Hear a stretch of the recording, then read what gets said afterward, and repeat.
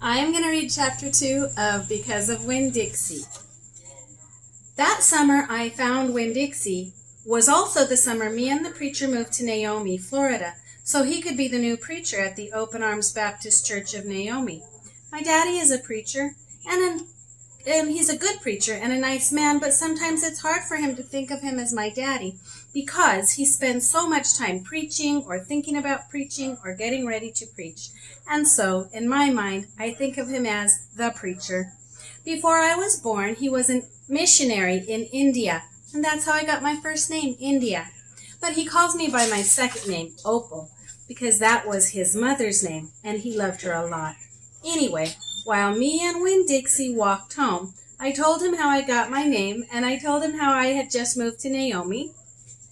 I told him about the preacher and how he was a good man, even if he was too distracted with sermons and papers and suffering people to go grocery shopping. But you know what? I told Winn Dixie, you are a suffering dog, so maybe he will take to you right away. Maybe he'll let me keep you. Winn Dixie looked up at me and wagged his tail. He was kind of limping, like something was wrong with one of his legs. And I have to admit, he stunk bad. He was an ugly dog, but already I loved him with all of my heart. When we got to the Friendly Corners trailer park, I told Winn Dixie that he had to behave right and be quiet, because this was an all-adult trailer park, and the only reason I got to live in it was because the preacher was a preacher, and I was a good, quiet kid. And I was what the Friendly Corners trailer park manager, Mr. Alfred, called an exception. And I told Winn Dixie he had to act like an exception, too. Specifically, I told him not to pick any fights with Mr. Alfred's cats or Miss Detweiler's little yappy Yorkie dog, Samuel. Winn Dixie looked up at me while I was telling him everything, and I swear he understood. Sit, I told him when we got to my trailer. He sat right down. He had good manners. Stay here, I told him. I'll be right back. The preacher was sitting in the living room, working at the little fold-out table. He had papers spread all around him, and he was rubbing his nose, which always meant he was thinking hard. Daddy, I said. He said back. Daddy, do you know how you always tell me that we should help those less fortunate than ourselves? He said.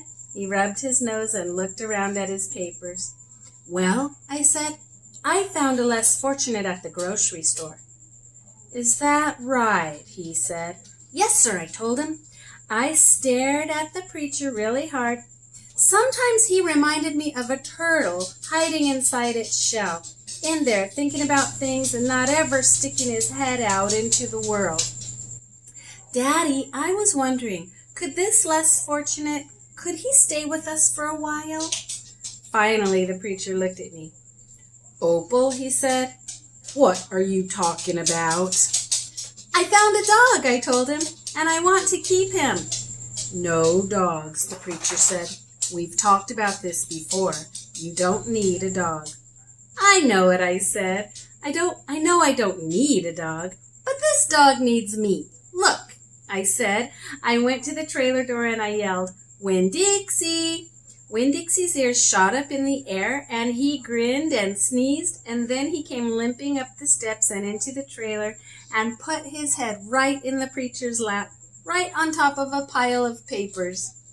The preacher looked at Winn Dixie. He looked at his ribs and his matted up fur and the places where he was bald. The preacher's nose wrinkled up like this. Like I said, the dog smelled pretty bad. Winn Dixie looked up at the preacher. He pulled back his lip and showed the preacher all of his crooked yellow teeth and wagged his tail and knocked some of the preacher's papers off the table. Then he sneezed and some more papers fluttered onto the floor. What did you call this dog? The preacher asked. Winn Dixie, I whispered.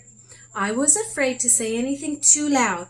I was afraid. I could see that Winn Dixie was having a good effect on the preacher. He was making him poke his head out of his shell. "Well," said the preacher, "he's a stray if I've ever seen one." He put down his pencil and scratched Winn Dixie behind the ears. "And a less fortunate, too, that's for sure."